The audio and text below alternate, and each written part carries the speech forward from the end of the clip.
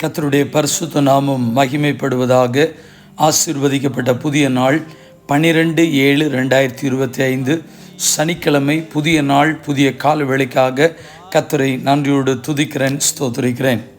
இந்த நாளுக்கான கர்த்தருடைய வார்த்தை ஓசியா தீர்க்க தரிசனத்தின் புஸ்தகம் 2ஆம் அதிகாரம் 19ஆம் வசனம். நித்திய விவாகத்திற்கென்று உன்னை எனக்கு நியமித்துக் கொள்ளுவேன். I will betroth you to me forever. கர்த்தருக்கு ஸ்தோத்திரம் உண்டாகட்டும். ஆண்டவர் மணவாளனாகவும் நம்மை மணவாட்டியாகவும் நியமித்து சொல்லப்படுகிற ஒரு வார்த்தை. ஆண்டவர் நித்திய விவாகம், ஒரு திருமணம் நடைபெறும் என்று சொன்னால் அது தான் உயிரோடு இருக்கிற காலம் வரைக்கும் அந்த மனுஷனோடு அந்த மனுஷியோடு வாழ்கிற ஒரு வாழ்க்கை. அதே போல் ஆண்டவர் நம்மை நித்திய விவாகம் என்று சொன்னால் யுகாயுகமாய் ஆண்டாண்டு காலங்களாய் மணவாளனாகிய இயேசுவோடு நாம் வாழக்கூடிய அனுபவம். கர்த்தருக்கு ஸ்தோத்திரம். மணவாளனாகிய இயேசு மணவாட்டியாகிய தம்முடைய திருச்சபையை மணந்து கொள்வதற்கு மத்திய ஆகாயத்திலே வர இருக்கிறார். கிறிஸ்துவுக்குள் மிகவும் பிரியமானவர்களே, பரிசுத்த வேதாகமும் விவாகத்தில், ஏதேன் தோட்டத்தில் விவாகத்தில் ஆரம்பித்து வெளிப்படுத்தின விசேஷத்தில் மணவாளனாகிய இயேசுவை மணவாட்டி சபை சந்திப்பதை குறித்து விவாகத்தில் தான் அந்த பரிசுத்த வேதாகம் நமக்கு நிறைவு பெறுகிறது. ஆண்டவர் மணவாட்டியாகிய நம்மை பார்த்து, தம்முடைய ஜனங்களை பார்த்து தான் ஆண்டவர் சொல்கிறார், உங்களை என்னுடைய நித்திய விவாகத்திற்கென்று உங்களோடு கூட நான் ஆண்டாண்டு காலமாய் வாழப்போகிறேன், நீங்கள் என்னோடு கூட தான் இருக்கப் போகிறீர்கள் என்கிற வார்த்தைகளை மிக அழகாய் இந்த இடத்துல சொல்லப்பட்டிருக்கிறது. வேதத்தின் மூலமாக தெரிந்து கொள்ள முடிகிறது. ஏசாயா தீர்க்க தரிசனத்தின் புஸ்தகம் 62ஆம் அதிகாரம் 3, 4, 5 வசனங்களை வாசிக்கும் பொழுது ஆண்டவருடைய வார்த்தை, நீ கர்த்தருடைய கையில் அலங்காரமான கிரீடமும் உன் தேவனுடைய கரத்தில் ராஜ முடியுமாயிருப்பாய். நீ இனி கைவிடப்பட்டவள் எண்ணப்படாமலும் உன் தேசம் இனி பாழான தேசம் எண்ணப்படாமலும் நீ எப்சிபா என்றும் உன் தேசம் பியூலா என்றும் சொல்லப்படும். கர்த்தர் உன்மேல் பிரியமாயிருக்கிறார், உன் தேசம் வாழ்க்கைப்படும். வாலிபன் கன்னிகை விவாகம் பண்ணுவது போல உன் மக்கள் உன்னை விவாகம் பண்ணுவார்கள். மணவாளன் மணவாட்டின் மேல் மகிழ்ச்சியாக இருப்பது போல உன் தேவன் உன்மேல் மகிழ்ச்சியாக இருப்பார். கர்த்தருக்கு ஸ்தோத்திரம். You will be a crown of splendor in the Lord's hand, a royal diadem in the hand of your God. No longer will they call you destroyed or name your land desolate, but you will be called Hephzibah and your land Beulah, for the Lord will take delight in you and your land will be married. As a young man marries a maiden, so will your sons marry you. As a bridegroom rejoice over his bride, so will your God rejoice over you. கிறிஸ்துவுக்குள் மிகவும் பிரியமானவர்களே, ஆண்டவர் நம்மேல் மகிழ்ச்சியாக இருப்பார். வாலிபன் தன்னுடைய ஒரு கன்னிகை, ஒரு பெண்ணை கல்யாணம் பண்ணுகிறப்ப எவ்வளோ சந்தோஷமாக இருப்பானோ. கர்த்தருக்கு ஸ்தோத்திரம். மணவாளனாகிய இயேசுவும் மணவாட்டியாகிய திருச்சபையாகிய நம்மேல் அவர் நித்திய விவாகத்திற்கென்று நம்மை முன்குறித்திருக்கிறபடினால் நம்மேல் மகிழ்ச்சியாக இருப்பார். கர்த்தருக்கு ஸ்தோத்திரம். 2 கொரிந்தியர் 11ஆம் அதிகாரம் 2ஆம் வசனத்தில், நான் உங்களை கற்புள்ள கன்னியாகிய கிறிஸ்து என்னும் ஒரே புருஷனுக்கு ஒப்புக் கொடுக்க நியமித்தபடியால் தேவ வைராக்கியம் கொண்டிருக்கிறேன். I am jealous for you with a godly jealousy. I promised you to one husband, to Christ, so that I might present you as a pure virgin to him. ஆண்டவருக்கு அப்போஸ்தலனாகிய பவுல் சொல்கிற சபையை கற்புள்ள கன்னிகையாக கிறிஸ்து என்னும் ஒரே புருஷனுக்கு நியமித்தபடினால், அதனால தான் சபையை நடத்துகிற மெய்ப்பர்கள் இப்படி தான் சபை இருக்கணும், சத்தியத்தின்படி தான் இருக்கணும். கரை திரை முதலானவைகள் இல்லாத மாசற்ற மணவாட்டியாகிய சபையாக நிறுத்துவதற்கு தான் திருச்சபையின் போதகர்கள், கர்த்தருக்காய் வைராக்கியம் பாராட்டுகிற தேவ ஊழியக்காரர்கள் திருச்சபைகளை நடத்தி கொண்டிருக்கிறார்கள். கர்த்தருக்கு ஸ்தோத்திரம். அந்த ஆட்டுக்குட்டியானுடைய கல்யாணத்தை குறித்து வெளிப்படுத்தின விசேஷம் 19ஆம் அதிகாரம் 7, 8, 9 சொல்லப்பட்டிருக்கிறது. நாம் சந்தோஷப்பட்டு களி கூர்ந்து அவருக்கு துதி செலுத்த கடவும். ஆட்டுக்குட்டியானுடைய கல்யாணம் வந்தது. அவருடைய மனைவி தன்னை ஆயத்தம் பண்ணினாள் என்று சொல்ல கேட்டேன். சுத்தமும் பிரகாசமுமான மெல்லிய வஸ்திரம் தரித்து கொள்ளும்படி அவளுக்கு அளிக்கப்பட்டது. அந்த மெல்லிய வஸ்திரம் என்ன தெரியுமா? பரிசுத்தவான்களுடைய நீதிகளே. பின்னும் அவன் என்னை நோக்கி, ஆட்டுக்குட்டியானவரின் கல்யாண விருந்திற்கு அழைக்கப்பட்டவர்கள் பாக்கியவான்கள் என்று எழுது என்றான். மேலும் இவைகள் தேவனுடைய சத்தியமான வசனங்கள் என்று என்னுடனே சொன்னான். Let us rejoice and be glad and give him glory, for the wedding of the Lamb has come, and his bride has made herself ready. Fine linen, bright and clean, was given her to wear. Praise the Lord. Then the angel said to me, Write, blessed are those who are invited to the wedding supper of the Lamb. And he added, These are the true words of God. கர்த்தருக்கு மகிமை உண்டாகட்டும்.